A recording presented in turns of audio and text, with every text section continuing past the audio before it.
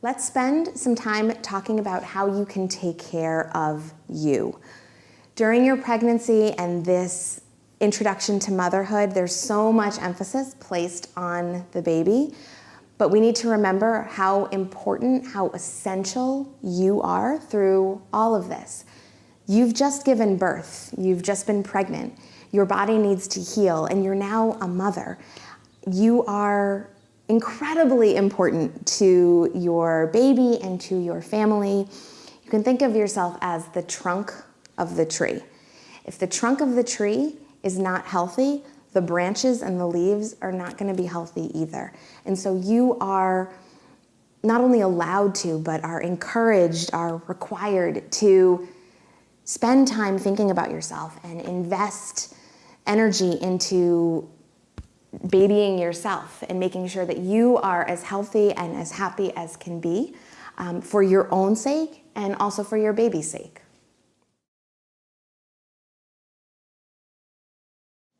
After you give birth, whether you have a vaginal birth or a cesarean section, your uterus is going to need to shrink back down to its pre-pregnancy size. This process can take about 6 weeks on average.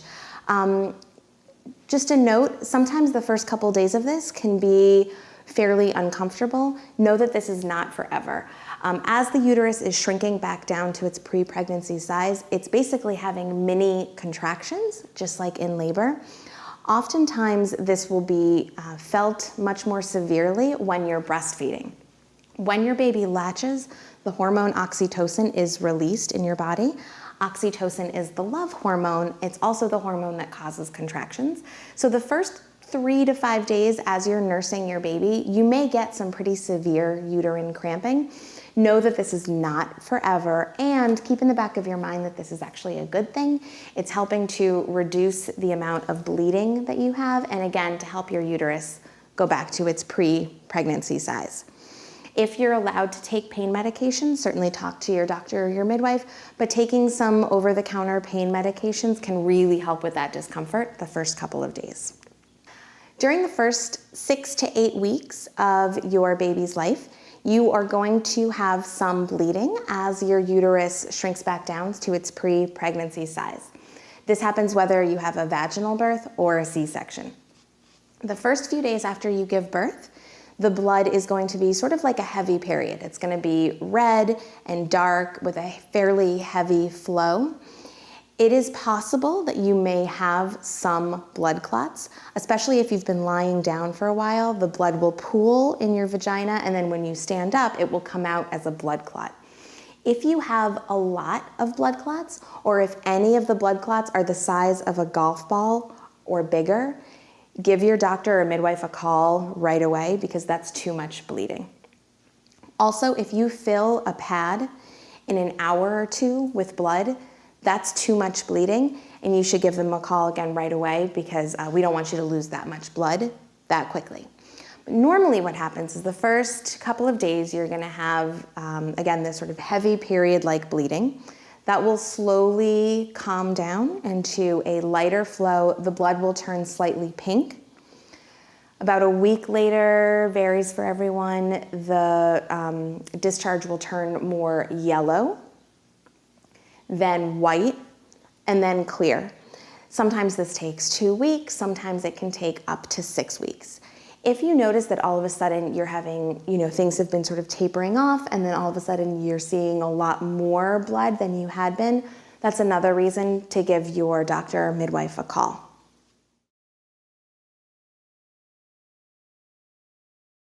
If you've had a vaginal birth, we're going to talk about some ways that you can help your perineum, which is your pelvic area, to feel more comfortable and to heal better and faster. After you have a vaginal birth, especially if you've had any stitches, you may experience a little bit of discomfort as it's healing. Just a note about that though, if you get stitches, don't worry, they dissolve on their own, so you don't have to go in and have them removed. The vagina is very good at healing itself, so women often are surprised at how quickly they heal after having a vaginal birth. If you are having discomfort, talk to your doctor or midwife about some type of a pain medication that you can take, even if it's something over the counter. just to help alleviate some of that pain. A couple things to do when you are in the hospital and at home. You can use something called a peri bottle. This is just a simple plastic bottle that you will usually give on the postpartum unit. You can fill this with room temperature water, nothing too hot, and then as you're urinating after you've given birth, you can pour the water over your vaginal area. It helps to dilute the urine so that it doesn't burn as you're peeing. This also, you can use this instead of toilet paper if the idea of toilet paper makes you uncomfortable or if it actually hurts. Just a note about your first bowel movement after having a baby. It can be a little bit nerve-wracking. People get very nervous about the first time they have a bowel movement for good reason. But most of the time, it's completely fine. I would recommend drinking a lot of water, staying really hydrated so that when you have that first bowel movement, it's nice and soft and you don't have to strain. But your body knows exactly what it's doing, so just try to relax and don't be too stressed or nervous. It doesn't hurt the way that you think it will. After you've given birth, there's a good chance that your birthplace will provide you with a big, ginormous pad like this. This is two things. This is a pad, but this is also an ice pack, and it feels amazing after you give birth. So they'll just rip this part off here. This will go in your underwear, and it will feel really nice and soothing against your vaginal area. You can also apply some witch hazel. The hospital will probably have some for you, and that feels really nice against a swollen vagina, especially if you've had any stitches. Something else the hospital will probably give you is something called a sitz bath. So this is a plastic basin that goes in your toilet, and then you sit on this. It will also come with a little plastic bag, which you'll fill with room temperature water. You'll sit on this, and then you'll release a little valve, and the warm water from the bag will slowly move into this basin, and it'll be kind of like a whirlpool for your bottom. It feels great. You can use this if you've had a vaginal birth, if you've had a C-section, if you're having hemorrhoids, a few times a day, up to 20 minutes. Just make sure you clean it in between each time. Can help everything to be clean, and it can just feel really soothing, and you can usually bring this home with you. If you've had a C-section, you'll probably have an incision that's right above your pubic line here. That's about this long, just a few inches long. They usually make it pretty small. You will either have a special tape on it that will help to keep it closed. You may have staples. If you have staples, you'll go to your doctor in about a week and you'll have those staples removed. People normally describe that sensation as kind of a pulling sensation, but it doesn't necessarily hurt, so don't be too nervous about that process. You want to keep a really close eye on your incision and just make sure that it's healing really nicely. We want to make sure that the wound isn't opening up at all, that it doesn't look too red around it, that you're not oozing any pus or drainage or bleeding or anything from the incision. If any of those things happen, certainly give your doctor a call. Healing from a C-section is uncomfortable because it is abdominal surgery, so you can expect to have some pain, some discomfort, but if you feel like the pain is too much and it's not being controlled by the medications you've been sent home with, give them a call because they may want to check it out and make sure that something more serious isn't going on. With a C-section, just know that you will likely not be able to drive for a period of time. The recommended time is going to vary by provider, but just have that in the back of your mind so you can make arrangements if you have older kids or errands that need to be done. Someone is going to need to drive you around. You'll need to learn alternate positions to breastfeed in, possibly, just because it may feel uncomfortable in the beginning to have a baby on your belly. Walking up and down stairs can be a little bit uncomfortable. If it hurts, you can take a small pillow and apply it to your wound and just apply a little bit of pressure as you're walking up the stairs. But if walking up the stairs hurts, feel free to camp out downstairs for the first week until it feels better walking upstairs. After you've had a baby, it's important not to lift anything that's heavier than the baby, especially for the first 6 weeks. So go ahead and make the people around you do all the heavy lifting. You just worry about taking care of yourself and the baby.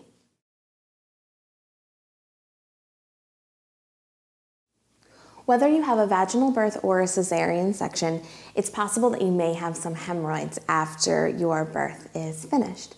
Hemorrhoids happen because little veins that are in your rectum get enlarged and swollen and actually kind of protrude a little bit. They're not usually dangerous, although it can be a little bit uncomfortable.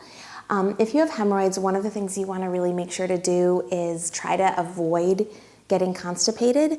So drinking lots of water, eating lots of fruits and vegetables, foods that have a lot of fiber will help make sure that your bowel movements are soft so that you don't have to strain and make the hemorrhoids worse. If you do have hemorrhoids, certainly talk to your doctor. There are lots of over-the-counter medications that you can run out and buy that will be helpful. Something that I really like for hemorrhoids is taking they sell these sort of moist pads that are about this big. You fold them in half and then you sort of put it up in between your butt cheeks against the hemorrhoids, and it can feel really soothing and it can help reduce some of the swelling. Your nutritional needs as you're healing from birth will change a bit, especially if you're breastfeeding. When you're pregnant, you need about an additional 300 calories to your pre-pregnancy diet. When you're breastfeeding, you need an additional 500 calories to your pre-pregnancy diet. Some examples of things that are 500 calories would be 5 apples, a few slices of pizza, a chicken salad sandwich, things like that. So go ahead and eat a little bit of extra food when you're breastfeeding. It's probably best to try to spread that food out throughout the day, so you'll find yourself snacking a lot. When I was pregnant, I found that I was hungrier. When I was breastfeeding, I was ravenous. So setting up little stations around your house of very easy to eat snacks, some trail mix, some peanut butter on a piece of bread, some yogurt, things that you can just kind of grab and eat quickly, often with one hand, because you're probably holding a baby in another hand, can be really helpful. Make sure it has, that you're eating sort of high quality food. Some ice cream is good and encouraged, of course, but food with protein and lots of fruits and veggies will help to keep you full of energy, to help you feeling full, to help your milk supply. All these things are going to help you to have an easier time recovering.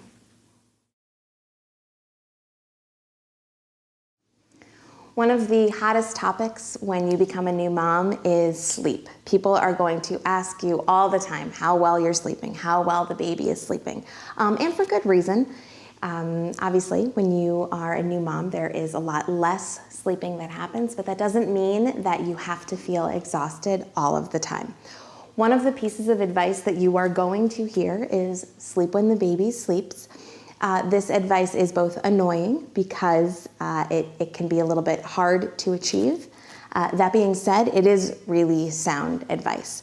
So remember that especially in these first few months, your only job is to take care of yourself and the baby. So you can let all of the other stuff go. The house cleaning can wait, the status updates can wait. Right now, just focusing on you and the baby. So really, when the baby sleeps, try to be efficient with that time. Efficient not meaning like, okay, go fold the laundry, do the dishes, make the phone calls. I mean efficient like put your phone down, get into bed, and close your eyes. Because even if you get 20 minutes of sleep, we found that cat naps can actually, having a lot of cat naps in a day can actually increase your energy and make you feel less tired. Getting enough sleep is going to help you recover faster. It's also going to help potentially avoid things like postpartum depression. It will just make you enjoy this period of time more. So think about ways that you can delegate different tasks to people. Everybody wants to help you. They just don't necessarily know how. So people are going to come over to your house and they're just going to kind of sit there. So if you have a job for them, they will feel useful and they'll actually feel happier, and it's gonna help you. So come up with a list of things that people can do. Maybe it's holding the baby so that you can go and take a quick nap. Grandparents will love that. Maybe it's letting them go and run the errands, or them straighten up the kitchen, or fold a load of laundry. Whatever it is, so that you can really prioritize sleep and relaxation for yourself. Let's spend some time now talking about your emotional well-being after you have a baby. After you've given birth, there's sort of a flood of hormones going through your body. You've also just had the experience of giving birth. You are adjusting to motherhood. You're probably pretty tired. So it's very normal to have some pretty powerful emotions those first couple of weeks. Women often experience something called the baby blues. Baby blues lasts for about 2 to 3 weeks, and really it's just a period of time where you're having very intense emotions. 1 minute you are incredibly happy and you can't imagine a life more beautiful than the one that you now have with your baby. And 30 seconds later you're crying because you just feel overwhelmed and you don't know how you got yourself into this and you don't feel like you can do it. And then you sort of switch back to feeling happy. This is normal to an extent. But if you find that this period of time lasts longer than 2 to 3 weeks, or you're feeling like those lows are really low, it could be that you're developing postpartum depression. Postpartum depression is fairly common. It happens to 10 to 25% of women. The first thing I will say about postpartum depression is that it is not your fault. When you have asthma, it's not your fault. When you get migraines, it's not your fault. If you have postpartum depression or anxiety, it is not your fault. You have not done anything wrong. We are getting a lot better at improving the stigma around things like depression. So know that there is help, and there's nothing wrong with you as a mother. Signs of postpartum depression are going to be feeling sad for large portions of the day, just feeling down, feeling like you have no energy beyond sort of the tiredness of new motherhood, feeling like you don't enjoy things that you used to enjoy, feeling like you're having a hard time bonding with your baby. We sort of do a disservice to women because we'll say things to them like, oh, are you so in love with your baby? And sometimes it takes a little while before we actually feel like we are in love with our baby. And if that's you, it could be a sign of postpartum depression. Certainly if you're feeling really strong feelings, like you feel like you want to hurt yourself or hurt the baby, that is definitely an indication of postpartum depression. If that happens, you can call 911 and you can go to the hospital. Another thing that is less talked about, but actually fairly common, is postpartum anxiety. A lot of times we feel like, oh, well, I'm a mom now, so it's normal that I'm worried all the time. And again, that's true to a point, but if you feel like you're really worried all the time, or the worries that you're having don't seem like normal worries, they seem a little bit excessive. If you feel like you're stressed all the time, you wake up in the morning and just looking at the day ahead of you makes you feel anxious or nervous or suddenly tense, this could be postpartum anxiety. The thing about postpartum depression and postpartum anxiety is that they can have a very profound effect on your life, and they're really big deals, of course, but they're also very treatable. And so if you have a concern, partners, if you're watching, if you feel like your partner is having some changes to her emotional well-being, it's never a bad idea to just talk to somebody about it. Worst case scenario, they say, oh, I think this is probably normal and you're probably okay. But maybe they can help diagnose something that, and they can catch it early, and we can really help you. It can be just talking to somebody. Maybe it will require medication, but ultimately it's going to make you enjoy this period of time more, and it's going to make you and your baby healthier. So again, any concerns about postpartum depression, please, please, please reach out. There is absolutely somebody to help you. and know that you are truly not alone in this experience. The first few months of parenthood can be kind of challenging for the partner who did not just give birth, especially if mom is breastfeeding and the partner is not. It's easy to feel a little bit detached from the experience and to wonder how you can really help. I just want to tell you that even though you may not be breastfeeding this baby, your presence is so important to both baby and to mom. We want to share some ideas with you about ways that you can help mom and baby and yourself during this period of time. One thing to do as the partner is to keep a very close eye on your partner's emotional well-being. If you feel like she may be experiencing some postpartum depression or anxiety, bring it up and talk to her about it. Moms, try not to be offended by this conversation. Know that it comes from a place of love. So partners, if you're concerned, for sure, say something. Other things that you can do, food is never a bad idea, whether it's going out and getting food just from takeout, if it's making meals, if it's providing snacks.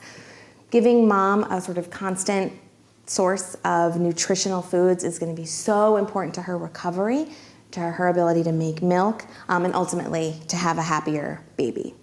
Also, partners, know that your baby loves you just like they love mom.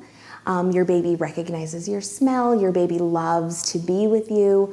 So you can do skin to skin with your baby where they're naked and you're bare chested and they're against your chest. They will love that. You can read to your baby, you can sing to them, you can play with them. So even though you're not able to nurse them, you are still providing them with tremendous comfort and bonding that is gonna last their entire lifetime. Women always want to know about having sex after they give birth. So normally we tell people it takes about 6 weeks before you're going to be able to have sex or be intimate. This goes for both for vaginal birth, C-section, 6 weeks, sometimes 8 weeks. At about 6 weeks, you'll go to a postpartum visit with your midwife or your doctor. They'll do a vaginal exam to make sure that everything looks like it's healed properly, and if so, they will give you the go-ahead. If you're ready, and that is a really, really big piece. If you've just given birth, there's a good chance that even though your doctor says that your vagina is healed, there's a very good chance that you may need sort of emotionally just a little bit more time, and know that there's no pressure. That is completely fine. When you do resume having sexual intercourse, know that it is possible to get pregnant again right away. We ovulate, meaning the egg is released before we see our period. So it is possible that you ovulate before you know that your cycle has returned. So when you do start having sex again, just make sure that you have some type of birth control or fertility awareness or something on board. We recommend that people wait at least a year in between pregnancies when possible, just to allow your body time to fully heal. When you're ready to start having sex again, take it really slow. There's no rule that says that you have to jump right in and return to sex how it used to be. You can start slow, you can do other things with your partner that still feel intimate but aren't necessarily having sex. When you do have sex, make sure you use a lot of lubrication. Sometimes when we are breastfeeding, our hormones change, and so your vagina may feel a little bit dry, which can make sex a little bit more uncomfortable. If sex hurts, there are things that you can do about it. We sometimes do a disservice to women by saying like, well, yeah, you just had a baby. It's normal. It may not necessarily be normal. There may be something going on with your pelvic floor, which is the muscles on the bottom of your pelvis. There are people who are trained, who are experts in exactly this thing, in pelvic floor. They're called pelvic floor physical therapists. You can seek one out. And you can have an evaluation with them, because oftentimes they can help you figure out why exactly you're having pain and having discomfort. So just know that if something doesn't feel right, you don't necessarily have to live with that discomfort. That is not your sort of new normal. Speaking of new normal, when you are trying to be intimate with your partner, whether it's having a date night or having sex or anything in between, it can be challenging in the beginning. You have a newborn like literally on you or in the room next to you, and some parents can start to feel a little discouraged, like, oh, we've lost us in this process. This is just a phase. This period of time right now is a phase that you will get through together. Motherly has a class called Love It, which is all about maintaining and supporting healthy relationships. So if you and your partner are interested in taking that class, we really love it. We'd recommend it. But know that this is just, again, a phase that you are gonna go through together, an evolving phase. And you will, if you want to, get to a point where you can have a very active sex life again. You will go out on dates, you can be adventurous, you can do all of the things that you want to do. So just try to really sort of support each other during this period of time, because you're just going to be that much stronger as a couple when you come out the other side. After you have a baby, you may be wondering when you can start exercising. We usually recommend that people wait at least 6 weeks before they start exercising again, just to allow all of your abdominal muscles and everything from pregnancy to start the process of healing. Talk to your doctor or midwife and make sure that they give you the thumbs up about when it's okay to start exercising, and start very slow. You know your body. If you are someone who was running during your pregnancy, or if you're a very physically active person in your life, you may feel like you can bounce back into it a little bit more quickly. If you're someone who's not really big into exercise, it may take you a little bit longer to start. Women often start to feel a little bit discouraged around that 6-week mark because they would like to have their body back, as they say. We may still have a belly, we haven't lost all of the baby weight yet, and women can start to feel a little bit discouraged. Just try, if you can, to first of all remember that it took you 9 months to put the weight on. It will take a little while for it to come off, and see if you can turn those feelings into sort of self-awe. Like, think about this thing that you have just done. You have grown this baby, you have birthed this baby, you are now helping this baby to survive. Your body is a pretty incredible thing. So do what you can to feel good about yourself and to be gentle on yourself.